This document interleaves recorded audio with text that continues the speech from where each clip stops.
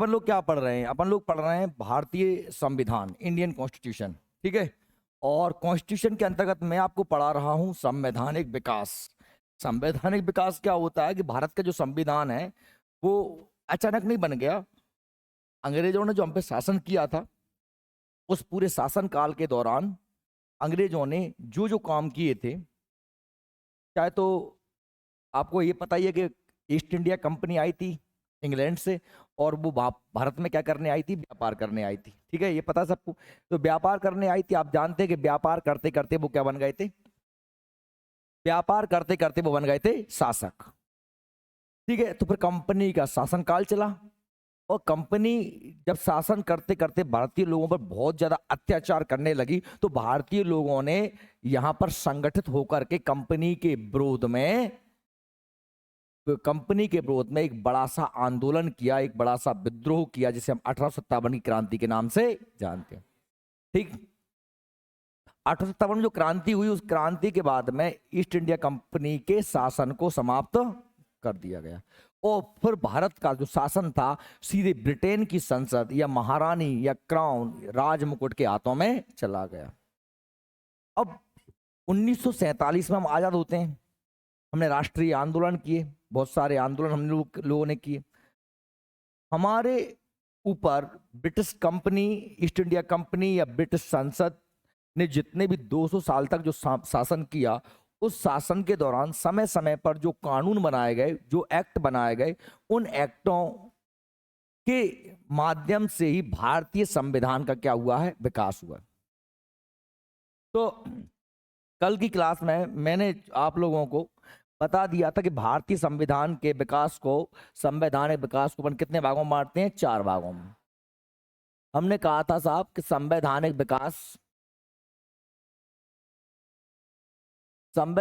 विकास को जो है हम 4 भागों में बांटते हैं। पहला चरण था, 4 चरण है इसके: कंपनी का शासन काल, कंपनी का व्यवसायिक काल,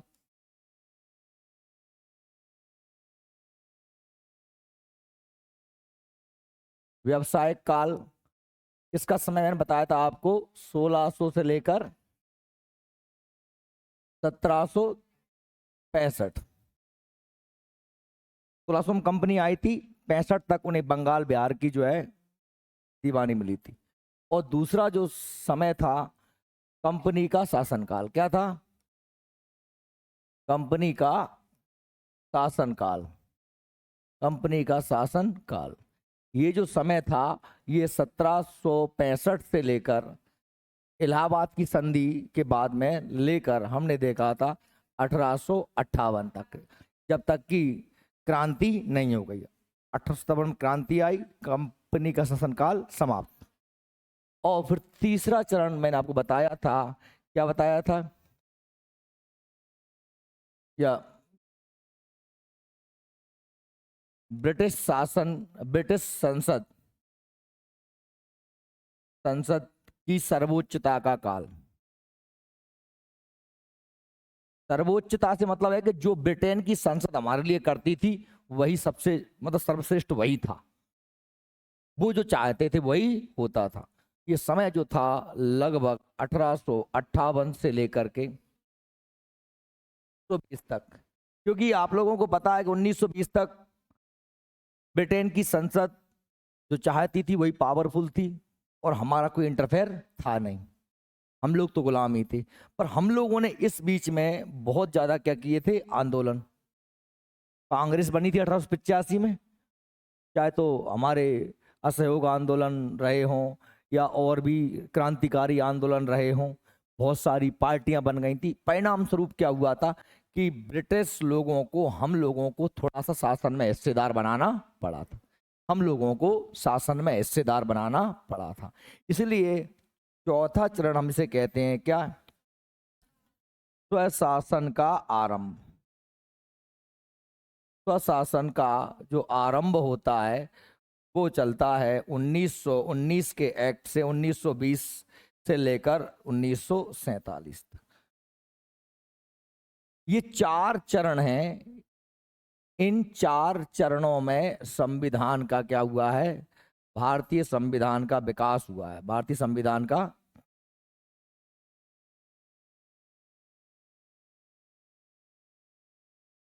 विकास हुआ। ठीक, ये हालांकि इसमें हमारा कोई स्पष्ट रोल नहीं है, सब कंपनी या ब्रिटिश लोग कर रहे हैं। और जब हमने संविधान 1947 में आज़ादी के बाद अपना संविधान बनाया, तो हमने इन सब प्रावधानों को देखते हुए किस तरीके से ब्रिटेन हम पर शासन कर रहा था, बहुत सारे लगभग 2/3 हिस्सा इन्हीं से लिया गया है। देखो, ब्रिटिश शासन द्वारा, ब्रिटिश सरकार द्वारा भारत पर शासन करने के लिए सबसे जो आखिरी कानून बनाया गया था वो था भारत शासन अधिनियम 1935। क्या था? भारत शासन अधिनियम 1935। और ये 1935 वाला जो एक्ट था, ये 1773 के एक्ट से ही शुरू हो गया था। देखो, जब एक कानून बनता है, उस कानून में कुछ प्रावधान होते हैं, और हम देखते हैं कि साहब कुछ समय बाद उस कानून की जो कमियां होती हैं उन्हें दूर करने के लिए हम दूसरा कानून बनाते हैं, उसकी समीक्षा करते हैं, जिस लिए जो कानून बनाया गया था वो उद्देश्य पूरे हुए कि नहीं, है ना। तो हम उसमें संशोधन करते हैं, उसमें बदलाव करते हैं, ऊपर नया कानून लेके आते हैं। जैसे मान लीजिए कि हम जब आजाद हुए थे तो हमने सिविल अधिकार संरक्षण अधिनियम 1955 एक कानून बनाया। 1955 सिविल अधिकार संरक्षण अधिनियम 1955 एक कानून बनाया। इस कानून में प्रावधान था कि भारत में जो छुआछूत, जो जातिवाद चलती है, इसको क्या किया जाता है? निषिद्ध किया जाता है। संविधान के अनुच्छेद 17 में क्या लिखा है? अस्पृश्यता का अंत। ये छुआछूत गलत बात है, ये नहीं करनी चाहिए। भारत का संविधान सभी को समानता का अधिकार देता है। उसके बावजूद भी यदि कोई व्यक्ति छुआछूत करता है, जातिवाद करता है, तो ऐसे व्यक्तियों को दंडित करने के लिए हमने एक कानून बनाया जिसका नाम था सिविल अधिकार संरक्षण अधिनियम 1955। ये कानून बनाया था। अच्छा, ये 1955 का जो कानून बना था, इस कानून में बहुत सारे प्रावधान थे। यदि किसी व्यक्ति को तुम जाति सूचक गाली दोगे तो आपको, है ना, न्यूनतम 2 वर्ष, अधिकतम न्यूनतम 6 माह, अधिकतम 2 वर्ष तक की सजा हो सकती है, 500 रुपए का जुर्माना हो सकता है, ऐसा उसमें प्रावधान थी। पर उसके बावजूद भी अनुसूचित जाति जनजाति के लोगों पर अत्याचार नहीं रुके, होते गए। तो फिर हमने इस कानून की जगह दूसरा कानून लेके आए, इस कानून सुधार करने के लिए। अनुसूचित जाति जनजाति अत्याचार निवारण अधिनियम 1989, SC/ST एक्ट 1989। उसमें हमने और कठोर प्रावधान कर दिए, सजा 5 साल कर दी, है ना, और भी जुर्माना बढ़ा दिया। तो क्या कह रहे हैं, अगर उसके बावजूद भी नहीं होते तो उसमें भी हमने समय समय पर क्या किया? संशोधन किया। बात सही में आ रही? कानून क्यों बनाए जाते हैं? कोई व्यवस्था बनाने के लिए। जब वो व्यवस्था नहीं बन रही होती है तो उस कानून का लोग गलत फायदा उठा रहे होते हैं, तो उस कानून में बदलाव भी किया जाता है। जो लेटेस्ट कानून होता है वो उन सभी बनाए गए कानूनों से कुछ ना कुछ सीख करके ही बनाया जाता है। तो कहने का मतलब ये है कि जो सबसे आखिरी में अंग्रेजों ने कानून बनाया था 1935 का भारत शासन अधिनियम, वो अंग्रेजों ने अभी तक भारत पर जो शासन किया, उस शासन के दौरान जो कमियां थीं या जो गलतियां थीं, उन गलतियों को, कमियों को दूर करते हुए लेटेस्ट कानून लेके 1935 का अधिनियम लेके वो आए थे। और हमारा जो संविधान है वो 1935 के कानून के बाद बना। हम 47 में आजाद हुए और हमारा 50 में संविधान लागू हुआ। तो जो हमारा संविधान है, वो संविधान में वो सारे बदलावों को सम्मिलित किया गया। और स्वाभाविक सी बात है, उस समय की परिस्थितियों में जो भारत के लिए सबसे बेस्ट रहा होगा वो उन लोगों ने सम्मिलित किया। तो इसी को संवैधानिक विकास कहते हैं। समझ में आ रही है मेरी बात आपको? इसी को संवैधानिक विकास कहते हैं। क्या 1950 के दिन हमारा संविधान लागू हुआ था, उसके बाद क्या संविधान का विकास रुक गया?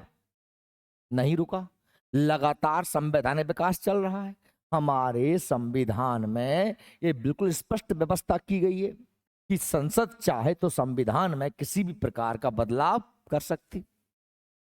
हर दिन नए नए कानून, नए नए एक्ट, अधिनियम सरकारें लाती हैं, सरकारें बनाती हैं, उन्हें लागू करती हैं, समय के हिसाब से उनमें संशोधन भी करती हैं, उनमें बदलाव भी करती हैं।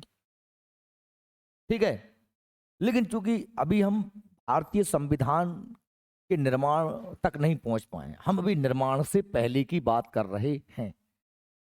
और कल की क्लास में मैंने आप लोगों को कहा था कि कंपनी जब शासन कर रही थी, कंपनी का जो शासन काल था, उसके तहत जो एक्ट आए थे, उनके तहत मैंने आपको कुछ एक्ट पढ़ाए थे, जिनमें जिनमें 1773 का रेगुलेटिंग एक्ट था एक, जिसमें दूसरा 1784 का पिट्स इंडिया एक्ट था। इसके बाद में 1813 का चार्टर एक्ट था, और 1833 का चार्टर एक्ट। पढ़ाए तो और भी थे, पर मैंने कहा था कि ये चार ज्यादा महत्वपूर्ण। अब इसके बाद में अगला जो आता है 1853 का एक्ट, 1853। अब आप देखेंगे कि 1853 का एक्ट जो है, पहली बात तो ये कंपनी के शासन काल का आखिरी एक्ट क्या है, कंपनी के शासन काल का अंतिम एक्ट है, अंतिम कानून। क्योंकि इसके बाद आप देखेंगे कि सीधा एक्ट आएगा 1858 का, जिसके तहत कंपनी के शासन को समाप्त भारत से कर दिया जाए, और ये ब्रिटिश संसद की सर्वोच्चता का पहला कानून होगा। बात समझ में आ रही है मेरी? ये 1858 का जो एक्ट होगा, ब्रिटिश संसद की सर्वोच्चता का पहला एक्ट होगा, क्योंकि अब कंपनी के हाथों से भारत का शासन सीधे किसके हाथ में पहुंचेगा? ब्रिटेन की संसद के हाथों में। क्लियर है? देखो, मैंने कल भी कहा था, अगर आप इन एक्ट्स को हर दिन के हर दिन, हम कम कम पढ़ रहे हैं, आप क्लास के साथ चलोगे तो एक दिन ऐसा आएगा कि आपका सारा सिलेबस बहुत अच्छे से हो जाएगा। क्लास साथ चलना मतलब क्या होता है? क्लास चलने का मतलब होता है कि जितना क्लास में पढ़ाया गया है उतना आपको अगले दिन करके आना चाहिए। और मैं बहुत कम पढ़ाता हूँ, बहुत ज़्यादा नहीं पढ़ाता हूँ, मैं समझाने पर ज़्यादा फोकस करता हूँ, आपको बहुत ज़्यादा कंटेंट नहीं देता हूँ। अगर आप मेरे साथ चलोगे तो आप देखोगे कि एक साल अगर आप यहाँ बैठे रहे, और एक साल में आप घोड़े की तरह दौड़ोगे, आप अपने आप सारी चीज़ें रिकॉल कर लोगे, याद आपको चीज़ें आ जाएंगी, सर्चें याद हो जाएंगी, और फिर आप अपने हिसाब से भी अपने दिमाग को चला करके मैंने जितना बताया था उससे कहीं ज़्यादा जानने का प्रयास करोगे, क्योंकि आपका पूरा बेस बन के तैयार हो जाएगा तब तक। और यदि आपने वही किया जैसे ढर्रा चला आ रहा है कि आप लोग सर ने पढ़ाया और आप बैठे रहे, तो एक साल क्या, 2 साल क्या, 3 साल क्या, बैठे रहो यहाँ पे, कितने ही साल बैठे रहो, कुछ नहीं होने वाला। ईमानदारी से अपने जीवन का 1 वर्ष अपने खुद के लिए दे दो, बाकी तो हम कभी कुछ देते नहीं। हम हमारा जीवन में जो कुछ भी घटित हो रहा है, हम दूसरों से प्रभावित होकर ही कर रहे हैं। हम अपने जीवन में जो कुछ भी घटित हो रहा है, आप अपने हिसाब से कभी कुछ नहीं करते। आप कपड़े पहन रहे हो तो दूसरों के लिए पहन रहे हो, खुद के लिए नहीं पहन रहे हो। अच्छा लग रहा है कि नहीं लग रहा, दूसरे से पूछते हैं कि भाई शर्ट कैसी है, ठीक है। हाँ।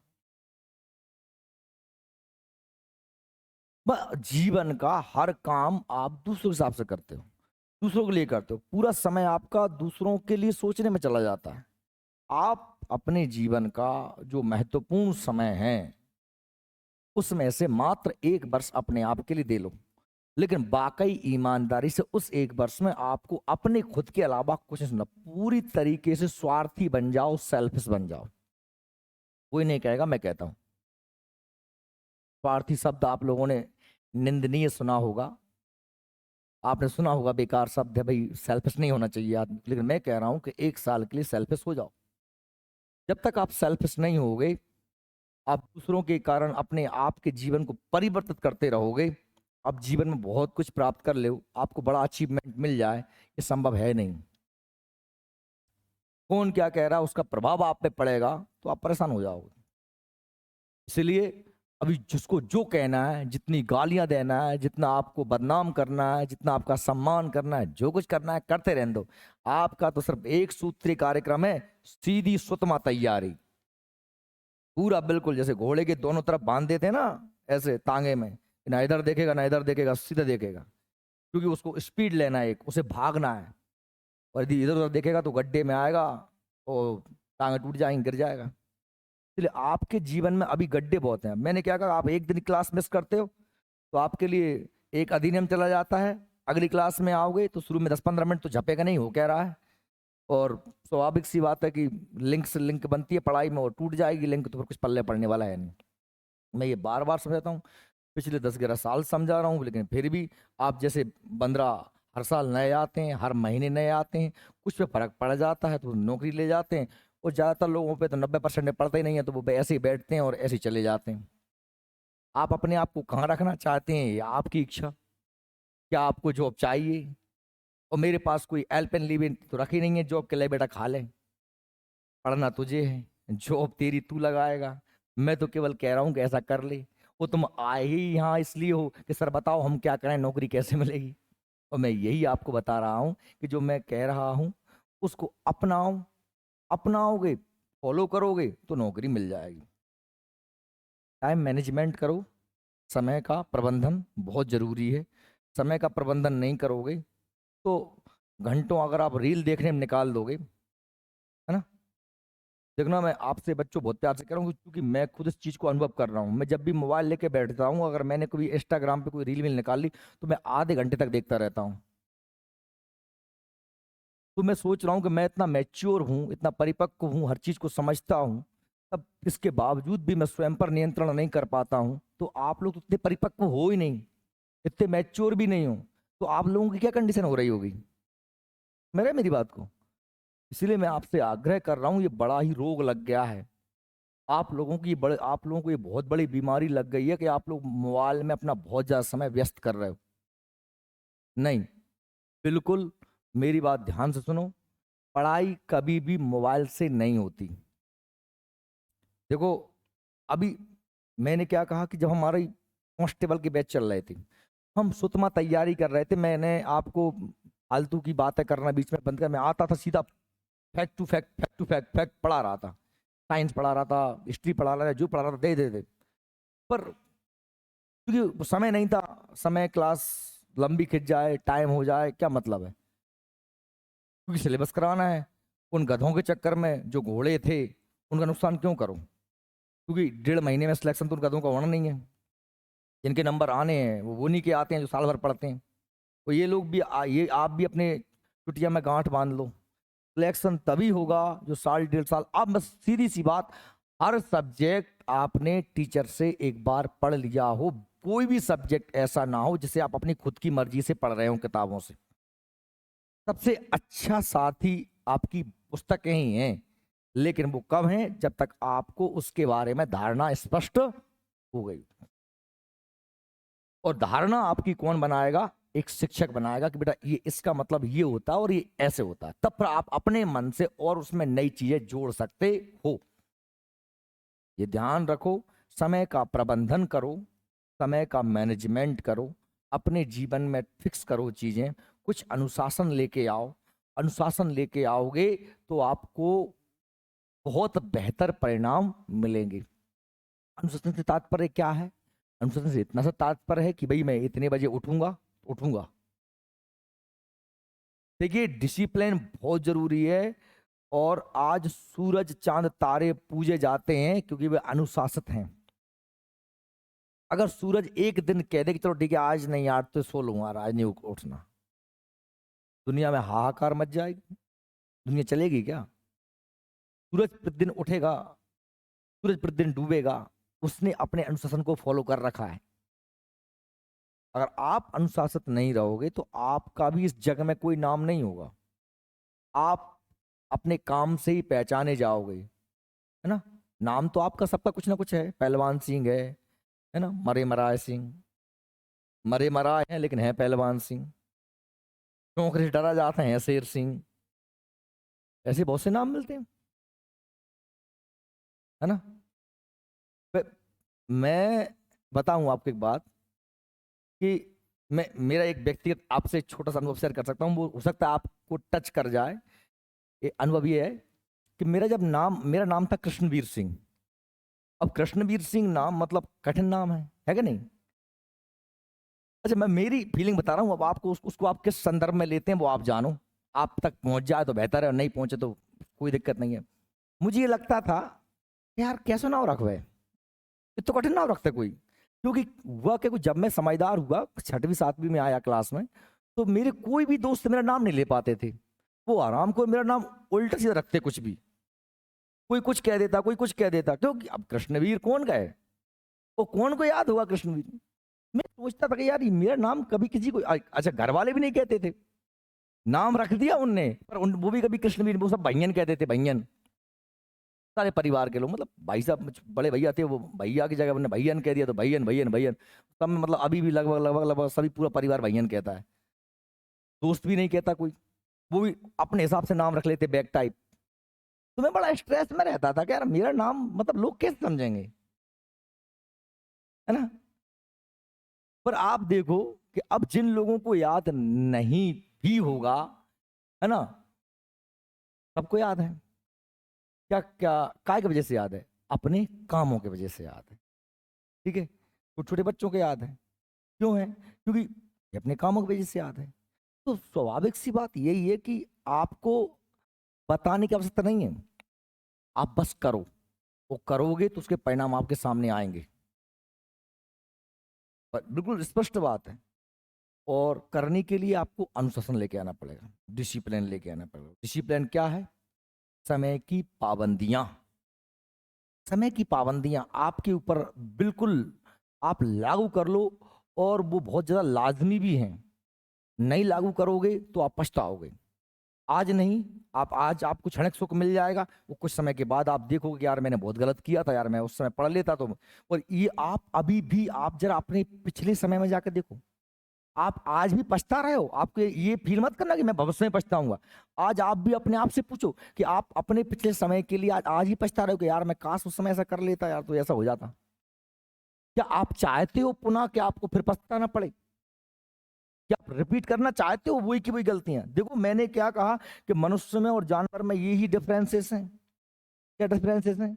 डिफरेंसेस यही हैं कि भैया एक जानवर जो होता है वो एक गलती को बार बार रिपीट करता है। ठीक है, आपका कोई अनाज डला हो, एक गाय आती है खा जाती है अनाज को, आप उसमें डंडा मार देते हो, भाग जाती। 10 मिनट बाद आप इधर बैठोगे, वो गाय फिर आके खा जाती है, तुम उसमें फिर डंडा मारते हो, मारते रहोगे, खाते। वो थोड़ी समझती है कि चलो मैं डंडा पड़ गया, मैं ऐंठ गई, मैं गुस्सा हो गया, मैं नहीं जा रही। ऐसा करेगी क्या? नहीं, क्योंकि उसमें क्या नहीं है? बुद्धिमत्ता, उसमें इंटेलिजेंसी नहीं है। हम मनुष्य हैं, हम ये जानते हैं कि चलो ये गलती मैंने कर दी, मैंने इस बार ऐसा किया था इसलिए ऐसा हो गया। मानवता तभी है जब आप उस बार अगली बार वो गलती ना करो। वो गलतियां करना तो बहुत ही बेहतर है। जो मनुष्य जितनी ज्यादा गलतियां करेगा वो उतना ही ज्यादा सीखेगा, बशर्ते एक गलती को 2 बार न किया जाए। एक गलती को दोबारा करोगे तो फिर कभी नहीं सीख पाओगे, ना सुधार कर पाओगे अपने अंदर। गलतियां सब करते हैं, हमने भी की, सुधार किए, आप भी करो, सुधार करो। पर ऐसा भी होता है कि ये जो मन मत वाला है ये हमको सुधार करने नहीं देता है। वो आपको इतना बहका देता है कि चलो ठीक है इस बार, एक बार हो गया होगा ये नहीं करना, ये गलत है, ये गलत है। इसको आप समय का प्रबंधन कर लो, इतने बजे उठना है, इतने बजे सब्जेक्ट पढ़ना है। देखो ना, मेरी बात एक और लास्ट बात के बाद मैं पहुंच रहे हैं, ये इतनी सी बात है कि आपके शरीर को क्या सूट करता है। तुम भजिया खा तो तुम्हें शीत हो जाता है, तुम्हें दार पस्त है, कि तुम्हें पपीता अच्छा लगता है। तुम्हारी बॉडी को क्या सूट कर रहा है ये तुम जानते हो। अब आप यदि मेरे से पूछो कि तुम सुबह 5 बजे उठो, 4 बजे उठो, ये करो वो करो, नहीं, मैं नहीं कहूंगा, मैं आपको कोई सजेशन नहीं दूंगा।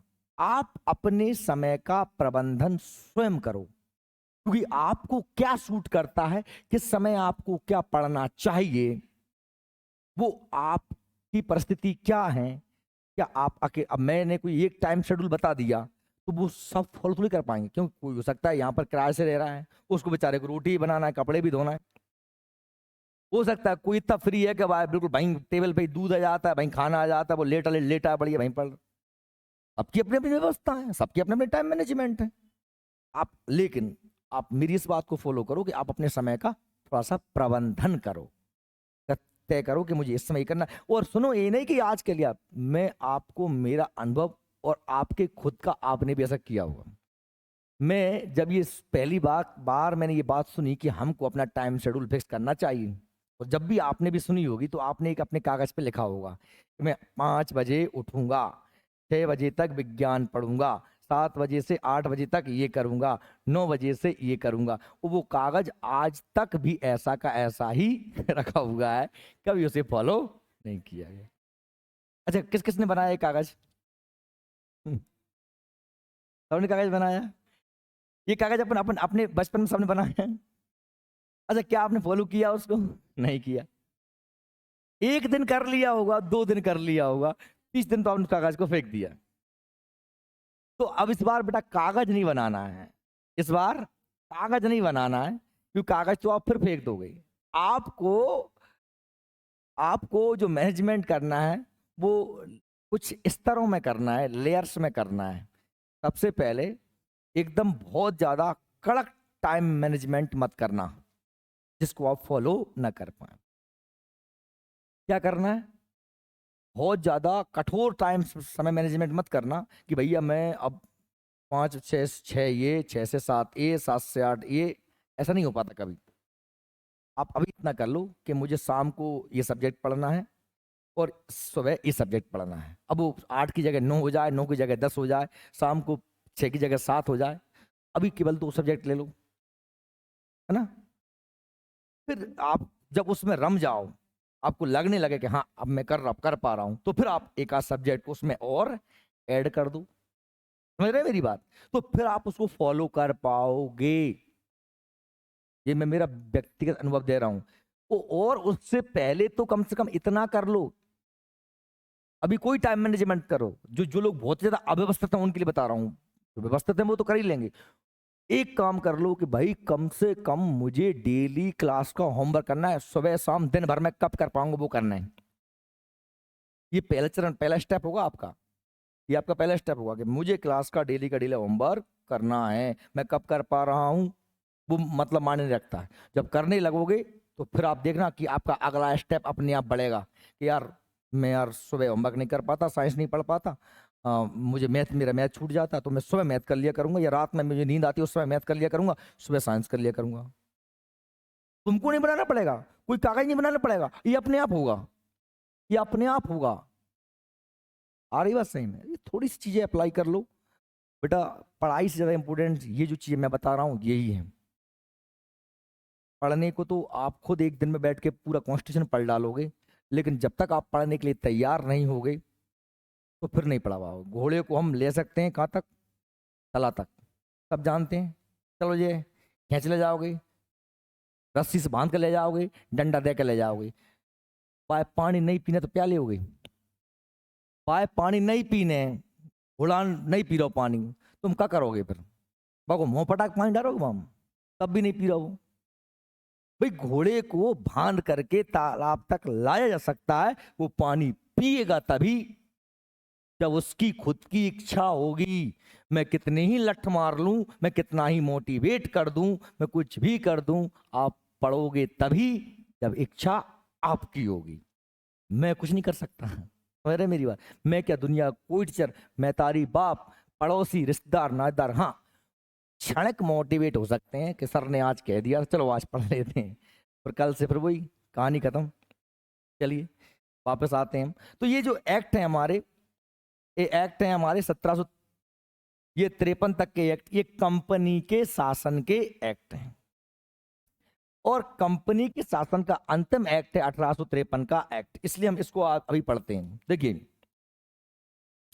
ये 1713, 1833 और 1853 का ये एक्ट, हम इसकी बात करते हैं, 1853 के एक्ट की बात करते हैं। देखिए इस अधिनियम, अधिनियम को अंग्रेजी में एक्ट कहते हैं। जब तक अधिनियम पास नहीं होता है, वो संसद में होता, तब तक उसे विधेयक कहते हैं। क्या कहते हैं? विधेयक। विधेयक अंग्रेजी में बिल। जब संसद में उस पर चर्चा हो रही होती है, तब तक वो विधेयक कहलाता है, बिल कहलाता है। और जिस दिन संसद उसे पास कर देती है, राष्ट्रपति के उसमें साइन हो जाते हैं, तो वो क्या बन जाता है? अधिनियम बन जाता है। क्या बन जाता है? एक्ट। क्या बन जाता है? एक्ट। क्लियर? क्योंकि ये तो ब्रिटेन की संसद करती, तो ब्रिटेन में राष्ट्रपति होता नहीं। आपको पता है ब्रिटेन में तो कौन होती है? महारानी होती है। ब्रिटेन में कौन होती है? महारानी होती है। जैसे हमारे यहाँ पर राष्ट्रपति का पद है, ठीक वैसे वैसे वहां पर किसका पद है? महारानी का पद है। के द्वारा डायरेक्टरों की संख्या 18 कर दी गई, जो पहले कितनी थी? 6 थी। डायरेक्टर्स आप जानते हैं जिनका काम क्या था? जिनका काम व्यवसाय, ठीक है, जिसमें 6 क्राउन के द्वारा मनोनीत होते हैं। मनोनीत का मतलब होता है बिना चुनाव के बना देना। देखो, 2 प्रकार के सदस्य होते हैं, एक निर्वाचित और एक मनोनीत। निर्वाचित का मतलब होता है बेटा चुनाव जीत के आता है, और मनोनीत जिसको ऐसे ही बना दिया जाता है। क्योंकि ये शब्दावली संवैधानिक शब्दावली है, और ये आपको बार बार शब्द आएंगे, इसलिए हमें इन शब्दों के बारे में पता होना चाहिए। बंगाल के लिए लेफ्टिनेंट गवर्नर नियुक्त किया गया, और डलहौजी को पहला वास्तविक गवर्नर जनरल बनाया गया। देखिए, हालांकि 1853 में जो डलहौजी था वो गवर्नर जनरल था, गवर्नर जनरल। और डलहौजी को आप जानते हैं खास तौर पे हड़प नीति के लिए फेमस है। इसके लिए फेमस है, हड़प नीति के लिए, है ना, या झांसी वगैरह राज्यों को उनको हड़पा उसने, ठीक है। कंपनी की नियुक्ति एवं वापस बुलाने की अधिकार समाप्त हुई। यानी जो कंपनी अधिकारियों की नियुक्ति करती थी, वापस बुलाती थी, वो अधिकार क्या कर दिए? समाप्त कर दिए। अब क्या होने लगी? परीक्षाएं होने लगी। क्या होने लगी? परीक्षाओं के तहत अधिकारियों की नियुक्ति वगैरह होने लगी। सीधी भर्ती प्रणाली की शुरुआत हुई। अब भर्ती होगी, क्या होगी? परीक्षाएं होंगी और भर्ती होगी। और नियंत्रण बोर्ड को भारतीय सिविल सर्विसेज के सदस्यों की को एक प्रतियोगी परीक्षा द्वारा भर्ती का अधिकार दिया गया। पहले कौन करता था? कंपनी कर देती थी सीधी। अब कंपनी के अधिकारों को इस एक्ट के तहत छीन लिया गया। तो आपको प्रश्न बनेगा, बताओ सिविल अधिकारियों की भर्ती परीक्षा किस एक्ट के तहत होने लगी? 1853 के एक्ट। हालांकि जो एग्जाम होते थे वो लंदन में होते थे। कहाँ होते थे? जैसे अपन आज IAS कहते हैं, इंडियन एडमिनिस्ट्रेशन सर्विस कहते हैं, उसे उस समय ICS कहते थे। क्या कहते थे? और भारत के पहले ICS सत्येंद्रनाथ टैगोर थे। कौन थे? आप सबको याद है? चलिए ठीक है। गवर्नर जनरल की परिषद में एक और सदस्य जोड़ा गया। अब इसके सदस्यों की संख्या कितनी हो गई है? 12। तो याद रखें कि 1853 के एक्ट के तहत कंपनी में गवर्नर जनरल की परिषद की सदस्य कितनी हो गई थी? 12 हो गई थी। इस परिषद का प्रमुख कार्य विधि बनाना था। क्या नाम था? विधि माने क्या होता है? कानून। क्या होता है? कानून। अभी कोई संसद नहीं है, अभी कोई मंत्री परिषद नहीं है भारत में। बात समझना, अभी कोई मंत्री परिषद, कोई संसद या कोई विधान परिषद नहीं है जो कानून बनाए। कानून बनाने का, मैंने कल क्या कहा था कि किसी भी प्रकार के प्रशासन में 3 अंग होते हैं। कौन कौन से अंग होते हैं? विधायिका, कार्यपालिका और न्यायपालिका। विधायिका जो कानून बनाती है, जैसे हमारी संसद, और कार्यपालिका उन कानूनों का पालन करवाती है, जैसे कि मंत्री लोग, मंत्री परिषद। कार्यपालिका उन कानूनों पर काम करती है। और तीसरा होता है न्यायपालिका, जो ये तय करती है कि विधायिका द्वारा बनाए गए नियमों के अनुरूप ही कार्यपालिका कार्य कर रही है अथवा नहीं। बात सही में आ रही है? तो हम ये देख पा रहे हैं कि जो कार्यपालिका और विधायिका लगभग कौन हो गया? मंत्री ये अपनी गवर्नर जनरल की परिषद, यही विधान बनाती है और फिर यही क्या करवा रही है? लागू करवा रही। तो यही क्या है? विधायिका है। इस परिषद का प्रमुख कार्य विधि बनाना। विधि बनाना मतलब क्या हो गया? विधायिका। तथा अधिनियम की वैधता हेतु गवर्नर जनरल की अनुमति आवश्यक थी।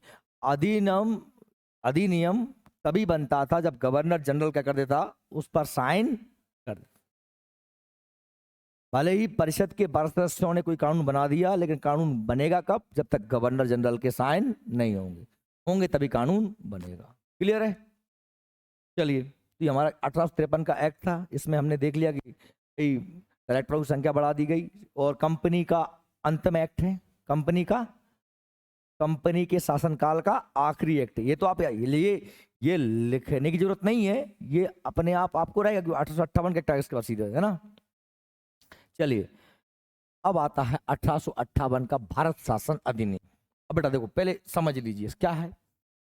वह क्या है कि लॉर्ड डलहौजी की हड़प नीति, जिसने राजा महाराजाओं के राज्यों को हड़पा, कहा कि आपके बेटा नहीं है बेटी नहीं है, हम आपके राज्य को, अब आपको शासन करने का अधिकार नहीं है, आप मोड़ा मोड़ी गोद नहीं ले सकते। आपके चाहे तो झांसी की रानी हो, सतारा हो या अन्य राज्य हो, उनको सीधा कर लिया। अवध पर कुशासन का आरोप लगा दिया, सिक्किम पर अपने डॉक्टरों के साथ अभद्र व्यवहार का आरोप लगा दिया। इस तरीके से कुछ ना कुछ जो मनगढ़ंत आया वो आरोप लगाए किसने, डलहौजी ने, और राज्यों को हड़पा। इससे भारतीय राजा महाराजा गुस्से थे। इससे पहले लॉर्ड वेलेजली था, तो वेलेजली ने सहायक संधि लेके आया था और उससे भी राजा महाराजा नाराज थे। उसने लॉर्ड कॉर्नवालिस था, लॉर्ड कॉर्नवालिस ने क्या स्थायी भू बंदोबस्त लागू किया था, जमीनों पर कर बढ़ा दिए थे, टैक्स बढ़ा दिए थे। और जागीरदार जमींदार जो कि किसान और सरकार के बीच में बिचौलिया होते थे, कौन, जमींदार, जो किसानों से टैक्स लेकर के सरकार को देते थे, उन जागीरदारों की जागीरें छीन ली गई, सरकार सीधे किसानों से टैक्स लेने लगी। इससे जागीरदार भी नाराज थे।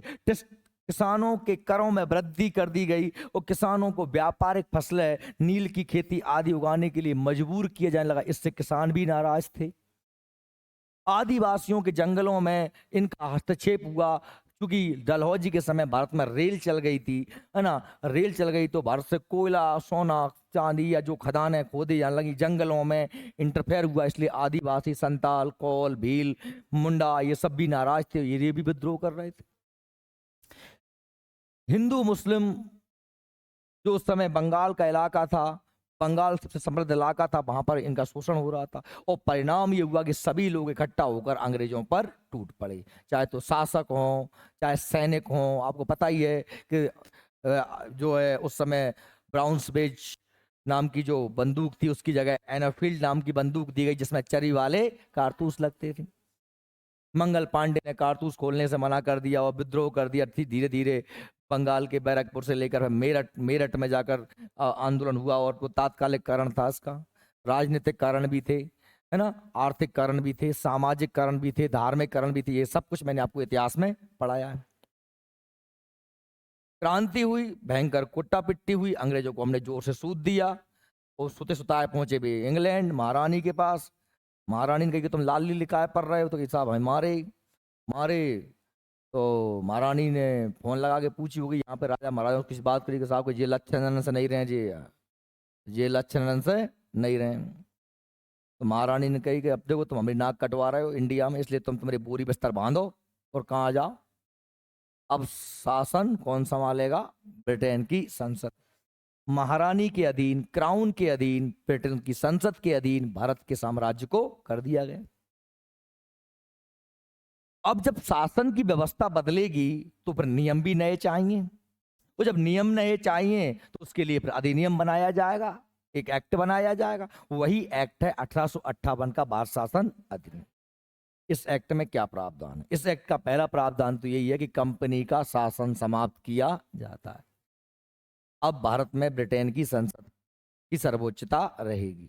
भारत के लिए शासन करने के लिए ब्रिटेन की संसद में, ध्यान समझना, ब्रिटेन की संसद में एक भारत परिषद का गठन किया जाएगा। कहां पर? और उसका मुखिया एक मंत्री बनाया जाएगा, जिसे भारत मंत्री कहा जाएगा। क्या कहा जाएगा? भारत मंत्री, भारत सचिव, भारत सेक्रेटरी कहा जाएगा, जिसकी 8 सदस्यों की एक परिषद होगी। कहां पर? ब्रिटेन में। भारत के संबंध में सभी प्रकार का शासन प्रशासन निर्णय करने की जवाबदारी किसकी होगी? भारत परिषद की होगी। किसकी होगी? बात समझ में आ रही है मेरी? ये बात कहां ही कर रहा हूं मैं? ब्रिटेन की बात कर रहा हूं। और महारानी के प्रतिनिधि के तौर पर, महारानी के प्रतिनिधि के तौर पर भारत में एक वायसराय की नियुक्ति की जाएगी। अभी तक गवर्नर जनरल थे कंपनी के अधीन, अब क्या आ जाएंगे, वायसराय। पास है। और वायसराय की भी एक परिषद भारत में काम करेगी। बात सही में आ गई। तो ये निर्णय इसमें लिए गए। और भी कानून थे। ब्रिटेन ने अब विस्तारवादी नीति को छोड़ करके आर्थिक शोषण की नीति को अपनाया कि अब अपन और अन्य राज्यों पे आक्रमण नहीं करेंगे, जितना अभी तक जीत लिया उसमें से ही अपन पैसा लूट लूट के इंग्लैंड को भेजेंगे। भारतीय सैनिकों की तुलना में यूरोपीय सैनिकों को संख्या बढ़ाई गई। क्यों बढ़ाई गई? क्योंकि आपको पता है कि उन्होंने कहा साहब ये विद्रोह किया किसने था, सैनिकों ने किया था। तोप खानों पर अधिकार यूरोपीय सैनिकों को दे दिया, क्योंकि डर था कि अभी तो इनके पास बंदूकें थी, अब कहूँ तोप और में लगे तो ये अपने पूरी मार देंगे। बात सही में आ रही।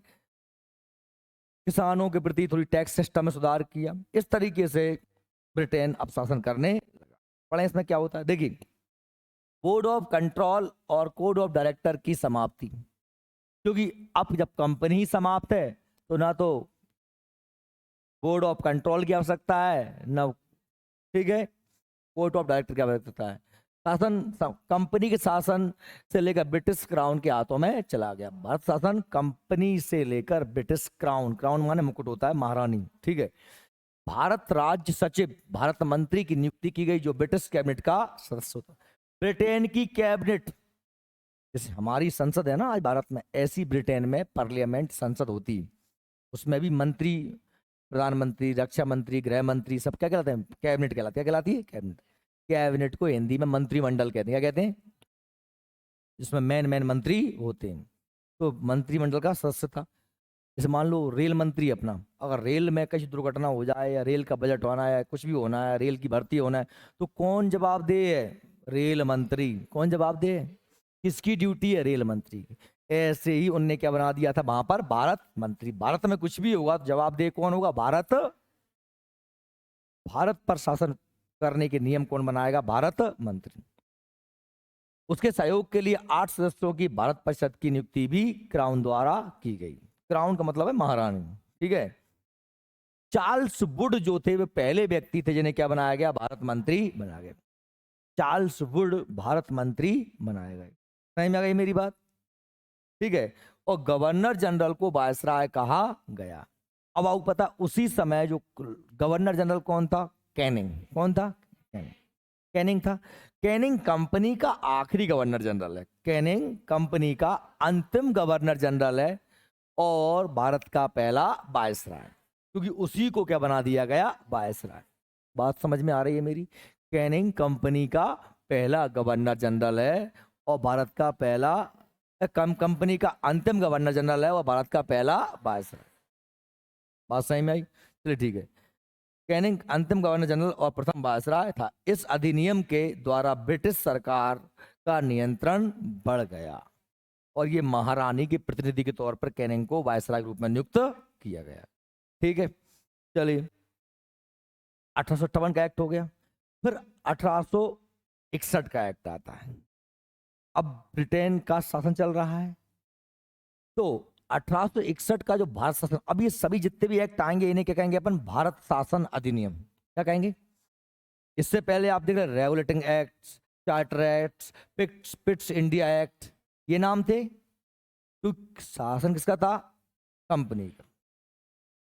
वो कंपनी पर नियंत्रण करने के लिए ब्रिटेन की संसद ने बनाए थे। कौन से कानून? Pitt's India act, charter act, ठीक है। अब ये जो कानून बन रहे हैं 58 से, ये भारत पर शासन करने के लिए बन रहे हैं। ठीक है, समझ में आ रही बात मेरी? गवर्नर जनरल की कार्यकारिणी परिषद का विकास किया गया। मतलब जो वायसराय की है गवर्नर जनरल की जो परिषद थी, उसमें और लोगों को भी ऐड किया गया। 61 तहत विभागीय प्रणाली का चलन हो गया। मतलब अलग अलग विभाग, राजस्व विभाग है ना, या हमने कहा पशुपालन विभाग, कृषि विभाग, ये समझ में आ रही है? अलग विभागीय प्रणाली। पहले सारे विभाग अलग अलग नहीं थे, सब कलेक्टर के हाथ में है। उनने अब विभागों क्या कर दिया? बांट दिया। ठीक। गवर्नर जनरल को पहली बार अध्यादेश जारी करने की असाधारण शक्ति दी गई। अभी हम क्या कह रहे थे कि जो गवर्नर जनरल की 12 सदस्यों की जो परिषद थी पहले, अभी पढ़ा गया कि नहीं आया मैं आपको 53 वाले एक्ट में? वो क्या करती थी, वो कानून बनाती थी। विधायिका क्या थी वो, उसे विधि बनाने का अधिकार था, कानून बनाने का अधिकार था। देखिए बेटा, आज आपको पता है कानून कैसे बनता है। मैंने कहा कि ये संसद या विधानसभा, राज्यों में विधानसभा या देश में संसद। आज की कंडीशन की बात कर रहा हूं मैं। अभी कानून कैसे बनता है आप जानते हैं। देखिए जैसे हमारे देश में मोदी जी को कोई कानून लेके आना है, कोई लॉ बनाना है, तो आप सभी लोग तो जानते हैं कि हमारा एक संसद है दिल्ली में, और जिसमें दो सदन है, एक को हम राज्यसभा कहते हैं और एक को हम लोकसभा कहते हैं। राज्यसभा में 245 व्यक्ति हैं, लोकसभा में 545 व्यक्ति हैं, पता है कि नहीं। ठीक है, कोई भी कानून बनता है तो वो संसद में पेश होता है। हो सकता है राज्यसभा में पेश किया जाए या लोकसभा में पेश किया जाए। सरकार पेश करे, कोई भी पेश करे, सरकारी या गैर सरकारी विधेयक हो सकता, ये हम आगे जाके पढ़ने वाले हैं। विधेयक के टाइप्स, विधेयक कितने प्रकार के होते हैं। संविधान कम से कम एक सभा में नहीं चलेगा, अभी संविधान की शुरुआत है। तो हम ये सारे विधेयक के टाइप क्या होते हैं, विधेयक के प्रकार कितने होते हैं, गैर सरकारी सरकारी विधेयक क्या होता है, ये सब बात है बात की। लेकिन मैं ये बता रहा हूँ सिंपल सी बात, ये समझ लीजिए आप कि संसद में ही कानून पास होते हैं, कानूनों का निर्माण होता है, इसीलिए संसद को हम विधायिका कहते हैं। राज्यसभा में कोई कानून पेश किया गया, जब वो पेश किया तो उसे विधेयक किस, मान लीजिए ये कम सदस्य, ये राज्यसभा हो गई, ये लोकसभा हो गई, मैं राष्ट्रपति हो गया, ये हमारी संसद हो गई। ठीक, कानून यहाँ पेश किया जाएगा, सामने वाले ने शिक्षा के लिए कोई शिक्षा के क्षेत्र में कानून पेश किया। ठीक, भाई ये टीचरों की भर्ती ऐसे होगी, इतनी सैलरी होगी, ये होगा, ये फलाना ढकाना, एक पूरी कागज में लिखला है। तो ये क्या कहलाएगा यहाँ पर, विधेयक। क्या कहलाएगा, विधेयक। इसने पेश किया, इसने पढ़ के सुनाया, आप सब लोगों ने चर्चा की, किसी ने कहा नहीं ये इसमें से ये पॉइंट हटाओ, किसी ने कहा ये गलत है, ये सही। चर्चा होगी, बहस होगी, और अगर सहमति बन गई तो फिर उसके बाद में उस पर लास्ट में क्या होगा, वोटिंग होगी। क्या होगी, वोटिंग। अगर उसके पक्ष में ज्यादा लोगों ने वोट दे दिए कि हाँ पास कर दिया जाए, तो वो राज्यसभा से क्या हो जाएगा, पास, विधेयक पास हो गया। अब विधेयक कहाँ जाएगा, लोकसभा में। यही की कंडीशन यहाँ होगी, पेश किया जाएगा, चर्चा होगी, बहस होगी, वोटिंग होगी, पास हो जाता है तो फिर वो कहाँ आएगा, मेरे पास। मैं राष्ट्रपति हूं, मैं उस पर क्या करूंगा, साइन। तो वो उस दिन से क्या बन जाएगा, एक्ट, अधिनियम। क्या बन जाएगा, अब उसे सरकार किसी भी दिन लागू कर सकती। ये बात समझ में आ गई, ये क्लियर है। एक और चीज होती है, मान लीजिए कोई कानून राष्ट्रपति को बनाना है और संसद नहीं चल रही है। संसद के आप जानते हैं, शीतकालीन सत्र, मानसून सत्र, ग्रीष्मकालीन सत्र, सत्र ही होते हैं। संसद हर टाइम चलती नहीं है संसद। तो संसद नहीं चल रही होती है, ऐसी कंडीशन में यदि राष्ट्रपति को कोई कानून बनाना है तो वह कानून कैसे बने, बस राज्यसभा से पास हो, लोकसभा से पास हो, तब राष्ट्रपति साइन करें। तो ऐसी कंडीशन में भारत का संविधान ये राष्ट्रपति को पावर देता है कि वो सीधे क्या कर दे, संविधान उस पे, कानून पे साइन कर दे। उसे हम कहते हैं अध्यादेश। संविधान का अनुच्छेद है 123 123। अभी भारत के संविधान में अनुच्छेद 123 में राष्ट्रपति को अध्यादेश जारी करने का पावर है। वो कानून वैसे ही मान्य होगा जैसे कि सामान्य कानून, पर उसके साथ में शर्त ये होती है कि अगला सत्र जैसे ही शुरू होगा उसको आपको पास करवाना पड़ेगा, और आप यदि पास नहीं करवाओगे तो वो कानून पर अमान्य हो जाएगा। बात सही में आ रही, क्या कह रहे हैं। अध्यादेश वह ऐसा कानून है, अध्यादेश का यदि आप तोड़ोगे भी तो उसके दो शब्द हैं, अधि धन आदेश। अधि उपसर्ग है, संधि हो रही है, यण संधि, आप जानते हैं ना, अधि धन आदेश, ई और आ मिलके क्या बन गए हैं, या। इसे हम यण संधि कहते हैं, हिंदी में संधियां पढ़ी होंगी आपने। और अधि एक उपसर्ग है जिसका मतलब होता है श्रेष्ठ या ऊपर। क्या होता है, श्रेष्ठ या ऊपर। अधिराज, अधीश्वर, अधिपति, तो इसका मतलब होता है श्रेष्ठ, ऊपर, बड़ा। तो आदेश सबसे बड़ा आदेश, सबसे बड़ा आदेश। तो ये किसका आदेश है, राष्ट्रपति का आदेश। और राष्ट्रपति के आदेश से कानून लागू हो गया, पर उसे संसद का सत्र होते ही इसे पास करवाना पड़ेगा। नहीं पास करवा पाए तो फिर कानून अमान्य हो जाए। इसकी शुरुआत गवर्नर जनरल को यह पावर किस एक्ट के तहत मिला, 1861 के एक्ट के तहत। बात सही में आ गई। परिषद जो पहले 12 सदस्य थी गवर्नर जनरल की, उसको विस्तार किया गया। गवर्नर जनरल को अध्यादेश जारी करने का शक्ति दी गई। किस एक्ट के तहत? ये वेरी मोस्ट पॉइंट हो जाता है आपसे, बिल्कुल एग्जाम में बनेगा कि बताइए किस एक्ट के तहत गवर्नर जनरल को अध्यादेश जारी करने का पावर मिला। और चलो इसको कंप्लीट कर लें पहले अपन। तो ये समझ में आ गया आप क्या हो गया था, अध्यादेश जारी करने का अधिकार 61 के एक्ट के तहत। ठीक, ये तो क्लियर है, याद रखना अच्छे से। अच्छा, एक और चीज क्या हुआ, देखिए, प्रांतीय विधान परिषदियों की व्यवस्था कर विधायन के क्षेत्र में विकेंद्रीकरण की नीति का सूत्रपात हुआ। कुछ समझ में आया? नहीं आया? समझ लीजिए, मतलब ये जो गवर्नर जनरल और उसकी परिषद थी, ये पूरे भारत के लेवल पर थी। ये क्या हो गई? सेंट्रल। क्या हो गई? केंद्रीय। क्या हो गई? जैसे मोदी जी की सरकार, ठीक है, क्या हो गई? सेंट्रल। अब जैसे अपना एमपी, यूपी, बिहार, ये क्या है? प्रदेश, प्रांत। ये क्या है? प्रदेश। तो यहाँ की अपनी विधायिका है क्या? जैसे विधानसभा है, मुख्यमंत्री है, वो कानून बनाते हैं। तो इस एक्ट के तहत क्या बनाई गई? प्रांतीय विधान परिषदों की व्यवस्था की। बात समझ में आई? कौन सी? प्रांतीय, माने अलग अलग प्रदेशों की, और पावर का, विधायन का क्षेत्र में विकेंद्रीकरण। विकेंद्रीकरण क्या होता है? विधायन तो समझ गए, विधान तो मतलब क्या? कानून। विधान मतलब कानून। विकेंद्रीकरण मतलब क्या होता है? पावर को बांट देना। पावर को बांट देना। तो पहले अकेले वो ही करते थे, अब राज्य वाले भी थोड़ा थोड़ा कर पाएंगे। केंद्रीकरण का मतलब क्या होता है? सब मेरे पास अधिकार। और विकेंद्रीकरण का मतलब कुछ काम ऐसे दे दिया, कुछ कामों को बांट देना। ठीक है,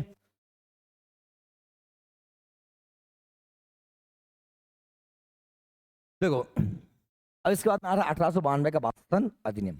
1892 में क्या होता है? 61 हो गया। परोक्ष निर्वाचन प्रणाली को मान्यता।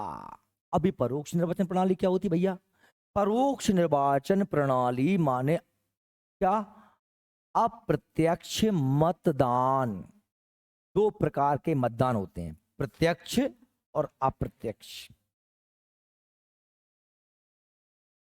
अरे मैं विधायक साहब, हमारे विधायक हैं सुनार के जजपाल सिंह जज्जी, तो मैंने उन्हें वोट दिया, मैं खुद जाके वोट दे रहा हूं, तो ये कहलाता है डायरेक्ट वोट। क्या कहलाता है?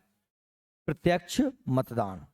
अप्रत्यक्ष मतदान क्या होता है? जैसे मैंने वोट दिया था विधायक साहब को, और विधायक साहब ने सांसद बना दिए सिंधिया जी को, राज्यसभा सांसद। राज्यसभा में जो सांसद बैठे हैं उन्हें वोट कौन देगा? विधायक वोट देंगे। या राष्ट्रपति का चुनाव में कहीं वोट डाला है आपने? नहीं डाला ना। राष्ट्रपति के चुनाव में कभी आपने वोट डाला है क्या? नहीं डाला। भाई, राष्ट्रपति के चुनाव में वोट कौन डालते हैं? विधायक या सांसद। विधायक सांसद किसने चुने थे? हमने। तो वो वोट क्या कहलाएगा? अप्रत्यक्ष। देखो, परोक्ष निर्वाचन व्यवस्था मतलब क्या? अप्रत्यक्ष मतदान। जैसे कि राष्ट्रपति के चुनाव में वोट डाले जाते हैं, उपराष्ट्रपति चुनाव में वोट डाल, वो कैसे वोट होते हैं? वो अप्रत्यक्ष वोटिंग होती है। जबकि सांसद को हम चुनते हैं, विधायक को हम चुनते हैं, सरपंच को हम चुनते हैं, ये प्रत्यक्ष मतदान होता है। लेकिन मैंने कहा कि साहब, उप सरपंच को हम नहीं चुनते हैं। कौन चुनता है? पंच चुनते हैं। पंच को चुनते हैं हम, और पंच चुनते हैं उप सरपंच। तो उप सरपंच चुनाव कैसा होता है? अप्रत्यक्ष, है ना। और परोक्ष। प्रत्यक्ष का उल्टा क्या होता है? अप्रत्यक्ष या परोक्ष। ठीक है, क्लियर? प्रत्यक्ष का विलोम परोक्ष। अप्रत्यक्ष। अक्ष का मतलब होता है आंख, प्रति का मतलब होता है सामने, आंख के सामने। प्रति धन अक्ष। ठीक है, क्लियर? और अप्रत्यक्ष आंख के सामने नहीं। व्यवस्थापिकाओं की शक्तियों में वृद्धि की गई। व्यवस्थापिका मतलब क्या? कार्यपालिका। कार्यपालिका को ही क्या कहते हैं? व्यवस्थित, जो कानूनों को लागू करवाती है। वार्षिक बजट पर बहस करने का अधिकार। Very very very most. वार्षिक बजट, साल भर का जो बजट पेश किया जाता है, उस पर क्या कर, उस पर पहली बार जो परिषदें थी उनमें क्या होने लगी थी? बहस। बात सही में आ रही है? भाई इतना पैसा क्यों लगा दिया तुमने? और साथ में ही प्रश्न पूछने का। अब जब बहस तो तभी होगी जब प्रश्न पूछने का अधिकार मिलेगा। पहले तो बजट आया, पेश कर दिया, कहाँ किसी ने कोई बातचीत नहीं होती थी। पर अब क्या हुआ कि साहब वार्षिक बजट पर पेश किया जाने लगा। सरकार साल भर में इतना पैसा कमाएगी, इतना पैसा यहाँ यहाँ यहाँ लगाएगी। पर कोई व्यक्ति बैठा, उसने बोला भैया तुमने कहा साहब सरकार जो है मंत्री के बादशाह जाएंगे दिल्ली और वहाँ उसके लिए हम 1,000 रुपये अलॉटमेंट करते हैं। तो मैंने कहा साहब 1,000 रुपये का है कि 200 रुपये टिकट है वो, बात सही में रही। तो ऐसी बात, ध्यान सुनना जरा, मैं इंपोर्टेंट बात कह रहा हूँ। बजट पेश किया जाएगा और बजट पर प्रश्न पूछने का अधिकार है। ध्यान सुनना अच्छे से, एक बार रिपीट कर रहा हूँ। बजट पेश करने का अधिकार 1892 के एक्ट के तहत मिला और बजट पर प्रश्न करने का अधिकार भी 1892 के एक्ट। लेकिन पीछे बात करो, सुनते हैं। जैसे उनने कह दिया कि साहब गवर्नर साहब दिल्ली जाएंगे, 1,000 रुपया इनके लाने दे जाते हैं, जो का हुआ बजट। मैंने प्रश्न पूछा कि भाई साहब 1,000 रुपया काय के 200 कराओ लगते हैं, 300 दे दो, 500 दे दो भैया, आवे जावे के लौट के 100 खर्चा है, ठीक है। उनने कहा नहीं साहब वो तो 1,000 ही किए जाते हैं।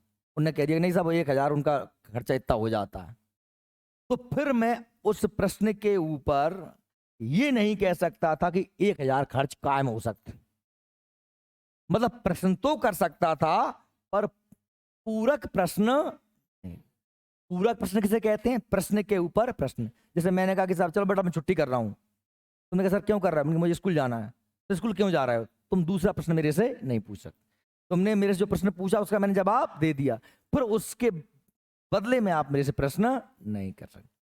यानी परोक्ष प्रश्न पूछने का अधिकार, ये पूरक प्रश्न पूछने का अधिकार इसमें नहीं था। वो अगले कानून में मिल जाएगा। बजट पर बहस और कार्यपालिका के समक्ष सवाल करने का अधिकार दिया गया, परंतु वोट का अधिकार और पूरक प्रश्न का अधिकार नहीं दिया गया। पूरक प्रश्न का अधिकार नहीं दिया गया। कौन से एक्ट में? 92 के एक्ट में। बजट पेश किया गया, बहस हुई और पूरक प्रश्न और वोट देने का अधिकार इसके तहत नहीं दिया गया। ठीक है, इसके बाद अपन कल पढ़ लेंगे इसको, 1919 के अधिनियम को।